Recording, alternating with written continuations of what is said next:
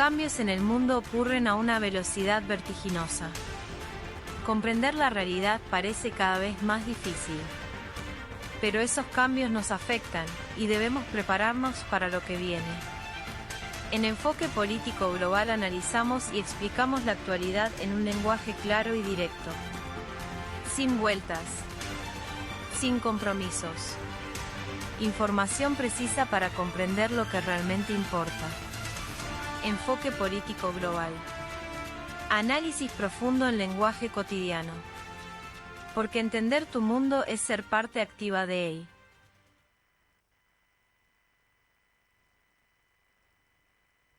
Muy buenos días, bienvenidos a una nueva edición de Enfoque Político Global.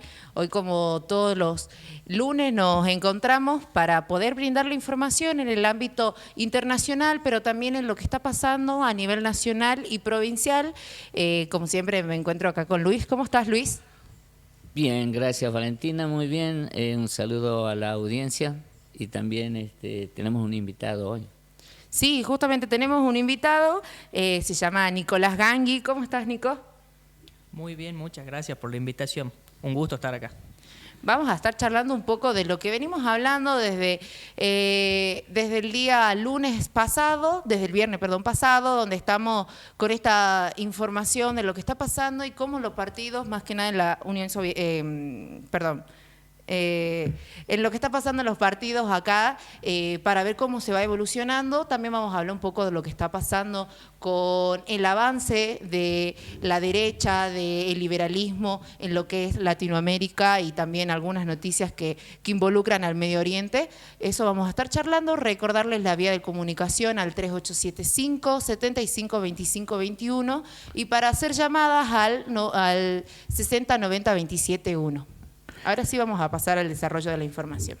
Bien, primeramente vamos a cumplir con un compromiso que he asumido con nuestro otro invitado desde la ciudad de Córdoba. Quiero recordar... Los cambios en el mundo ocurren a una velocidad vertiginosa. Comprender la realidad parece cada vez más difícil. Pero esos cambios nos afectan, y debemos prepararnos para lo que viene. En Enfoque Político Global analizamos y explicamos la actualidad en un lenguaje claro y directo. Sin vueltas. Sin compromisos. Información precisa para comprender lo que realmente importa.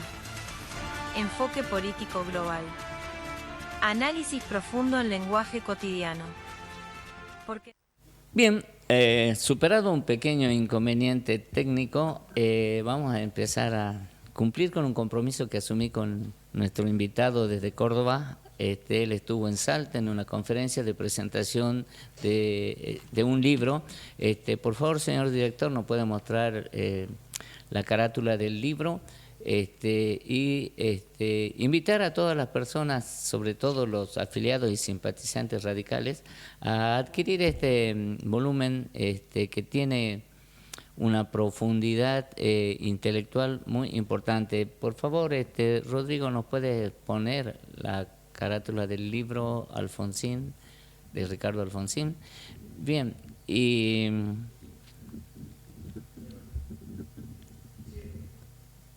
entonces inmediatamente vamos a ir a la conexión con Alfio.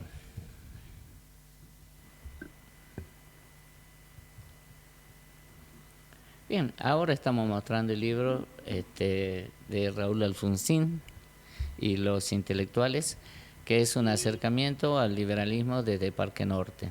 Este libro está a disposición. Los que tengan interés en adquirirlo pueden comunicarse al número de contacto que le hemos dado. Vamos a repetir: 387-575-2521. Ahora sí, gracias Rodrigo, pasamos a comunicarnos con Alfio Acosta, desde la ciudad de Córdoba. Ya está. Habla. Buenos días, Alfio. Un gusto de tenerte nuevamente con nosotros en este programa. ¿Qué tal? Buenos días. Un gusto enorme estar en comunicación con todos ustedes.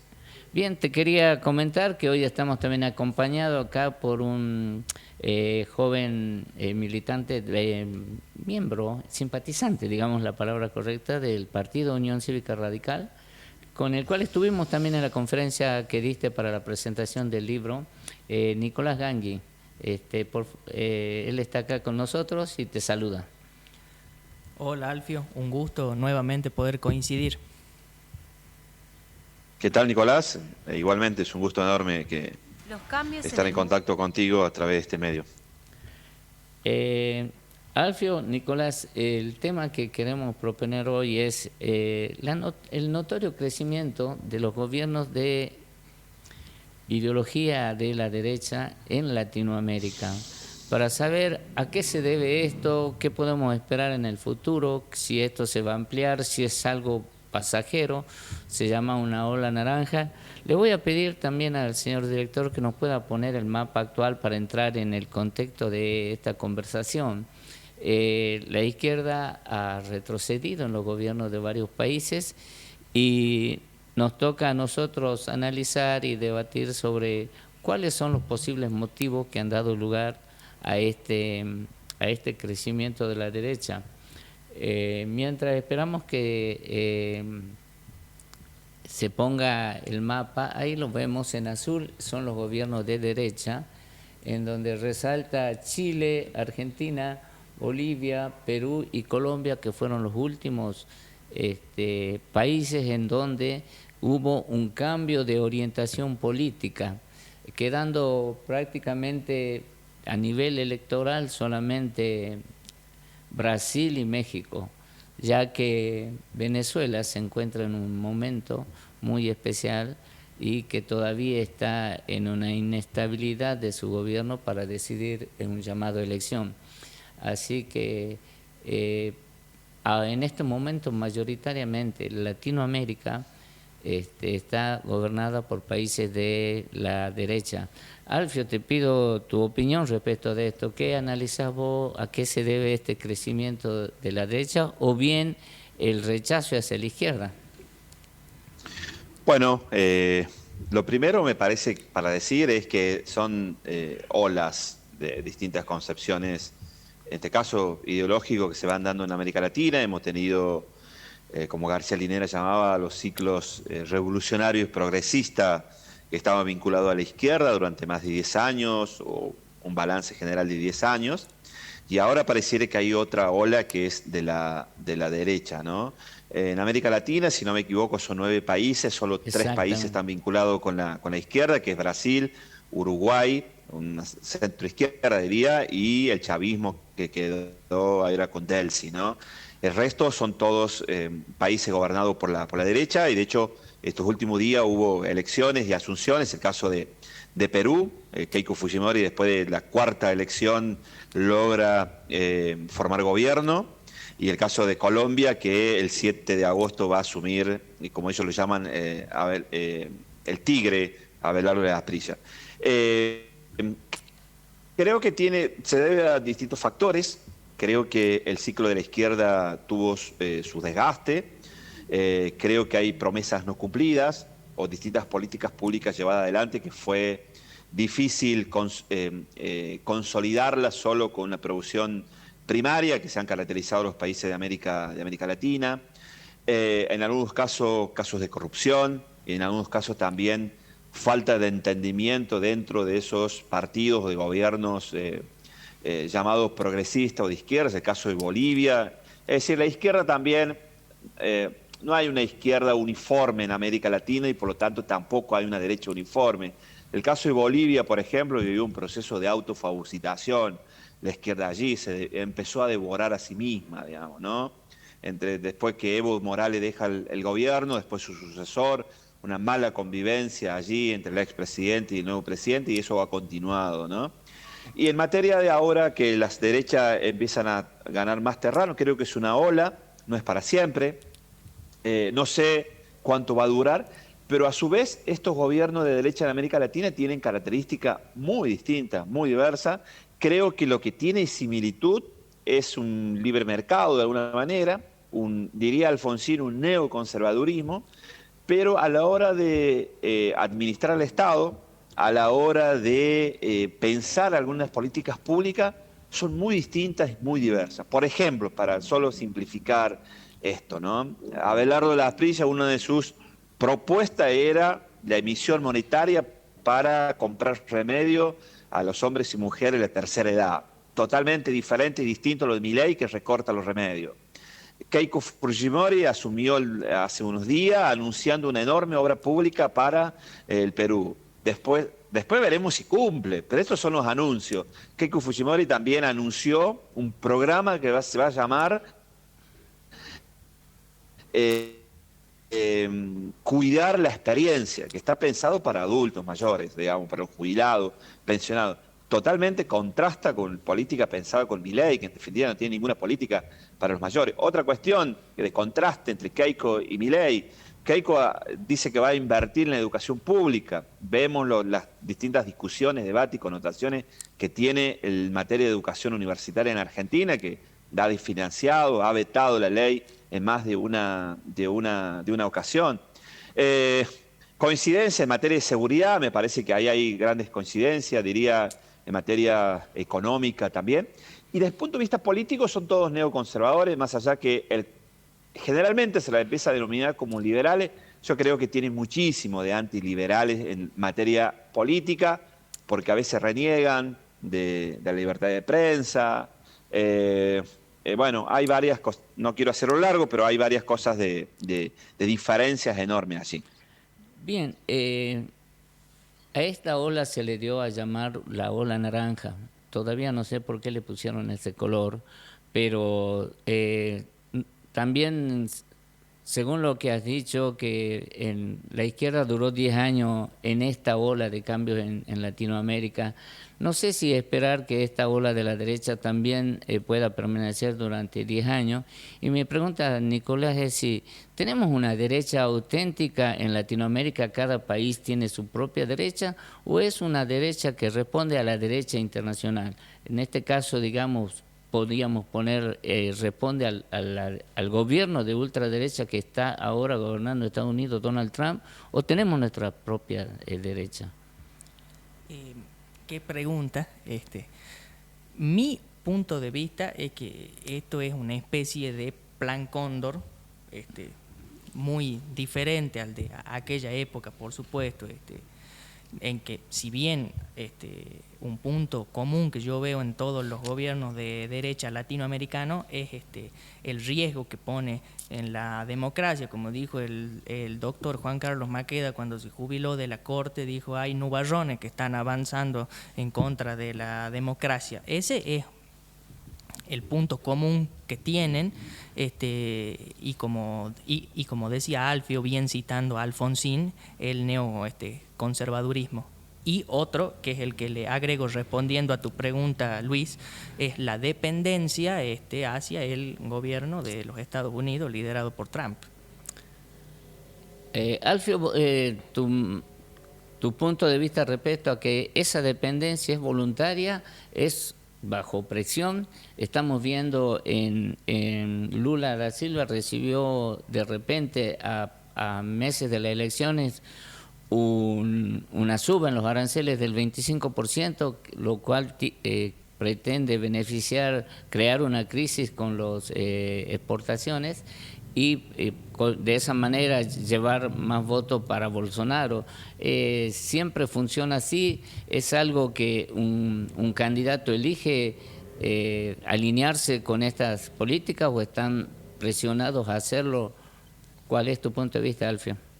Me parece que están las dos cosas. Me parece que en el caso de Milei, él siente una adhesión, un acercamiento, una coincidencia en algunas cosas con el liderazgo de Donald Trump, pero también seguramente hay determinadas presiones, porque me parece que el gobierno de Estados Unidos actual, su gran antagonista es China, lo que busca impedir de alguna manera que los productos China se puedan consolidar en América Latina y de esa manera pide, solicita o presiona, pongamos el nombre que nos parezca más correcto, a los gobiernos de América Latina. Me parece que hay las dos cosas, hay una coincidencia, si se quiere, ideológica en términos generales y también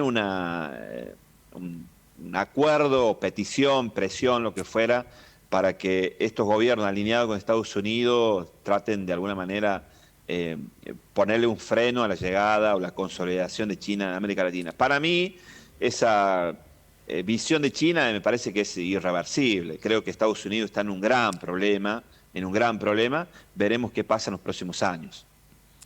Bien, vamos a plantear otro posible motivo por el cual el crecimiento inusitado desde la derecha está produciéndose en Latinoamérica.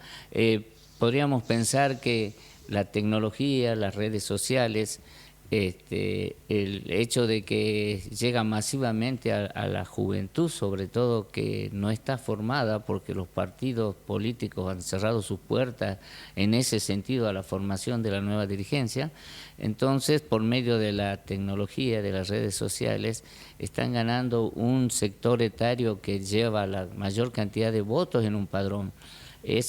¿Puede ser eso uno de los motivos, Nicolás? ¿Cómo lo ves?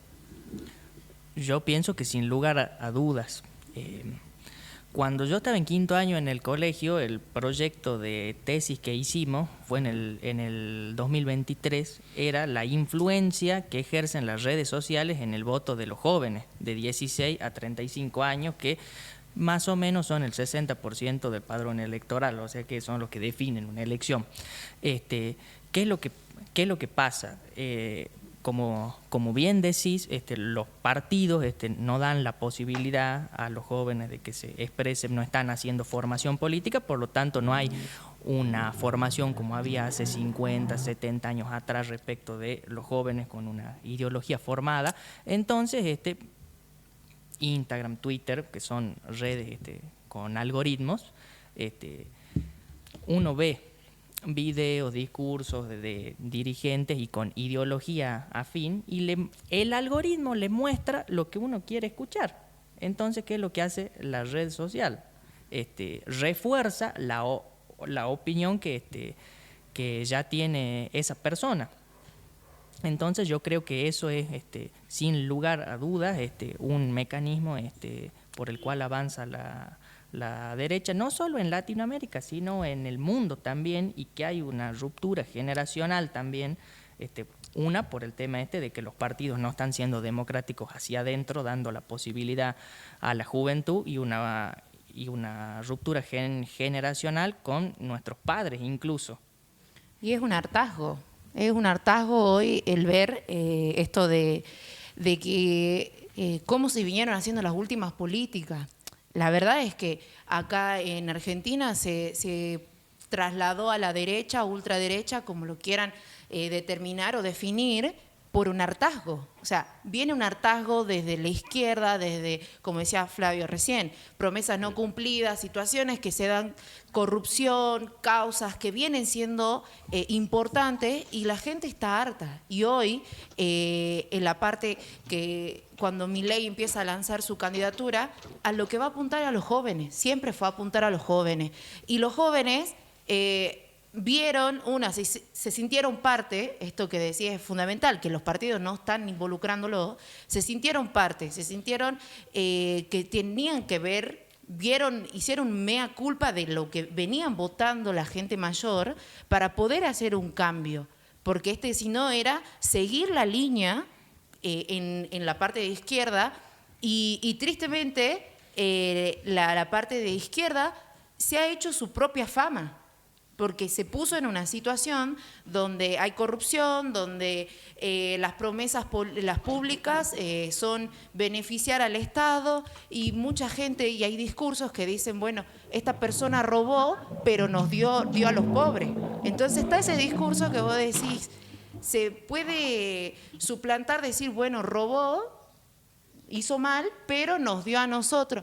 Ese es el tema, que hoy empieza a ser esta situación de decir, cuál es el ponerte a pensar, decir, quiero seguir con esto, como en la parte de las jubilaciones. Hubo un debate grande de gente que se jubiló sin aportes por mucho tiempo, y hoy empiezan a decir los jóvenes, bueno, nosotros vamos a empezar a aportar, y se tiene que hacer, y hoy es una cadena de que si los jóvenes no trabajan porque no hay empleo como tal, no se puede sostener a la muchísima gente que se ha dado la jubilación sin aporte. Entonces es una cadena que se viene siendo de hartazgo total y hoy a los jóvenes les atravesó de tal manera y se están dando cuenta que recién que la política nos atraviesa en todo sentido. Sí, creo que algo importante que lo ayudó mucho a Milei es decir, el fin de la casta, y muchos compraron esto. El hartazgo que tenían era con la casta, pero la casta sigue con Milei. Ahora, yo quisiera también hacer este análisis respecto a la elección que hubo en Perú, donde hubo una segunda vuelta que estuvo muy reñida, pero muy reñida, y se cuestionaban los votos en el extranjero. Lo mismo pasó en Colombia, donde podemos decir que en ambos países hubo un empate que se definió por unos cuantos votos que eran cuestionables. El presidente de Colombia, Petro, dijo que había una intervención de Israel con los algoritmos para modificar esos datos, sobre todo en las urnas que eran fuera del país. Mi pregunta es, este crecimiento, digamos de una forma relativo, porque en Bolivia también hubo crisis muy grande entre la izquierda y la derecha con movilizaciones que querían derrocar al gobierno recién asumido. Entonces, hubo empates electorales en muchos casos y se definió de una forma que han quedado dudas, y mi pregunta es si ustedes piensan que hubo una intromisión legal, entre comillas, o ilegal de países extranjeros para que se defina por un nuevo gobierno de la derecha. ¿Cuál es tu punto de vista, Alfio? La verdad que yo no tengo elementos ni prueba para afirmar que hubo una intervención extranjera en Perú y en Colombia. La verdad que no lo... Primero, la verdad, quiero ser honesto intelectualmente, la verdad que no lo sé. Además, no soy un especialista en esos países. Además, lo sigo como cualquiera de ustedes desde la Argentina. Es cierto que fueron muy ajustadas las elecciones, pero simplemente es una sensación. En principio pareciera que no. Puede ser la otra mirada también, ¿no? Solo para agregar al debate. A veces, bueno, Cristina Fernández de Kirchner no fue entregarle el mando a Mauricio Macri, el bastón de mando, que creo que es una cuestión muy antirrepublicana. Petro, no sé si lo va a cumplir, había anunciado que no va a ir a la entrega de mando de las Prila. Cuando Keiko Fujimori estaba por pronunciar su discurso, la izquierda se levantó y se fue en el Parlamento de Perú. No lo sé. También está esa parte, ¿no? De la no aceptación del otro. Me parece que hay algo de eso también. En el caso de Perú, creo que Keiko tiene un enorme desafío de terminar su mandato. En Perú, de los últimos 10 años, hubo 9 presidentes. Creo que su máxima responsabilidad, su máximo objetivo es llegar a cumplir los 5 años. Hay un país dividido, eso sin ninguna duda. Estas elecciones reñidas demuestran de eso, tanto en Perú como en Colombia. Veo más antagonismo en Colombia en esta circunstancia, en este momento. El discurso, tomo por lo que observé, por lo que escuché. Creo que Keiko, después de experimentar de forma activa estos últimos 10, 15, 20 años en la política de Perú, creo que se debe dar cuenta de que los antagonismos no han funcionado en Perú, y por eso 10 años, 9 presidentes, y tener un parlamento tan fragmentado o simplemente ganar la primera minoría con muy poco, no le queda otra alternativa que abrir el diálogo, y lo dijo en la Asunción, que va a tratar de dialogar y va a tratar de llevar políticas públicas de diálogo a sectores del interior del Perú, que es sobre todo el campesinado, que es un voto antagónico hacia ella. pareciera que hay esa voluntad de buscar comunes acuerdos en Keiko. Veo más confrontativo y más antagónico en el caso de la coyuntura política de Colombia. Veremos cómo se desarrolla en los próximos meses, ¿no? Bueno, estamos en tiempo para hacer un corte. Enseguida volvemos con más enfoque político global para seguir charlando sobre este tema. Badei. Los cambios en el mundo ocurren a una velocidad vertiginosa. Comprender la realidad parece cada vez más difícil. Pero esos cambios nos afectan y debemos prepararnos para lo que viene. En Enfoque Político Global analizamos y explicamos la actualidad en un lenguaje claro y directo. Sin vueltas. Sin compromisos. Información precisa para comprender lo que realmente importa. Enfoque Político Global. Análisis profundo en lenguaje cotidiano. Porque entender tu mundo es ser parte